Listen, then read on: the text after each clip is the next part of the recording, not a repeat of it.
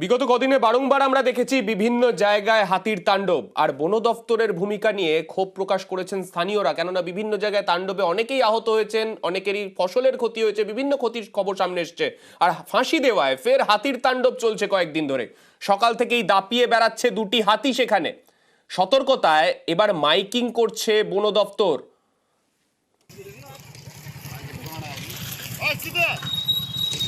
হাতি দেখতে স্বাভাবিকভাবেই সাধারণ মানুষের ভিড় চোখে পড়ার মতো, কিন্তু সেই অত্যুৎসাহী জনগণ যারা রয়েছেন তারা যাতে কোনোভাবে হাতির হানায় আহত না হন তার জন্য বন দফতরের তৎপরতা।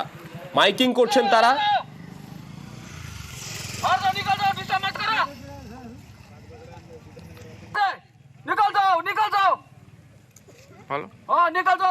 আমাদের সঙ্গে রয়েছেন আমাদের প্রতিনিধি বিশ্বজিৎ। বিশ্বজিতের কাছে যাব। বিশ্বজিৎ, যে ছবি আমরা দেখতে পাচ্ছি, বন দফতরের তরফে সতর্কতামূলক ব্যবস্থা এক্ষেত্রে নেওয়া হচ্ছে।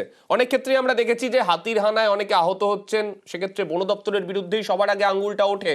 তো আজকে এই হাতির তাণ্ডবের সময় বন দপ্তরের ভূমিকা তুমি কি রকম দেখলে? দেখো, একেবারেই এই বন দপ্তরের ভূমিকা কিন্তু যথেষ্ট খুশির কারণ এখানকার যারা বাসিন্দা রয়েছেন তারা জানাচ্ছেন যে বন দপ্তর যথেষ্ট ভূমিকা নিয়েছে। তোমাকে জানিয়ে রাখি, এই দুই হাতি গতকাল কিন্তু খাবারের খোঁজেই বাংলাদেশে ঢুকে পড়েছিল এবং রাতভর সেই হাতিকে কিন্তু ভারতে ফেরানোর উদ্যোগ গ্রহণ করে। বিজিবি এবং বিএসএফ এর সঙ্গে বন দপ্তর বৈঠক করে বাংলাদেশের 16 জনের টিম, বন দপ্তরের টিম, তারা ঢুকে সেখান থেকে কিন্তু দুই হাতিকে ভারতে ফেরায়। রাতে যেহেতু অন্ধকার হয়ে গিয়েছিল তাই হাতির দলকে সেভাবে দেখতে পাওয়া যায়নি। পরে সকাল থেকেই ফাঁসি দেওয়ার এই কুচিয়াগঞ্জ এলাকায় হাতির দল দেখতে পেয়েই ফের বন দপ্তরের কর্মীরা কিন্তু ঘটনাস্থলে রয়েছেন।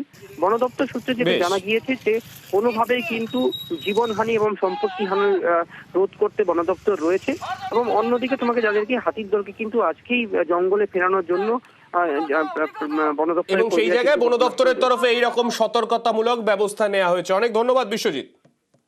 না, আমাদের স্টাফ সবাই 100% এফোর্ট লাগিয়েছে। তো আমরা সাকসেসফুলি বাংলাদেশ থেকে আমরা ওটাকে ড্রাইভ করে আমরা এখানে আমাদের এরিয়াতে, ইন্ডিয়াতে আমরা আনতে পারিছি। কিন্তু তো এখন সকালবেলা আমরা খবর পেয়েছি ভোরবেলা, তো তারপরে আমরা ইমিডিয়েটলি আমাদের সব টিম আমাদের এখানে চলে এসেছি। আমরা কুচিয়াগঞ্জ একটা ভিলেজ আছে, ওর পাশে একটা টি গার্ডেন, প্রাইভেট টি গার্ডেনের মধ্যে বিহার বর্ডারও আছে পাশে। তো আমরা এখানে বসে আছি, হাতিকে গাইড করে আছি যাতে হাতি কোনো গ্রাম দিকে কোনো হিউম্যান ক্যাজুয়ালিটি আমরা প্রিভেন্ট করতে পারি।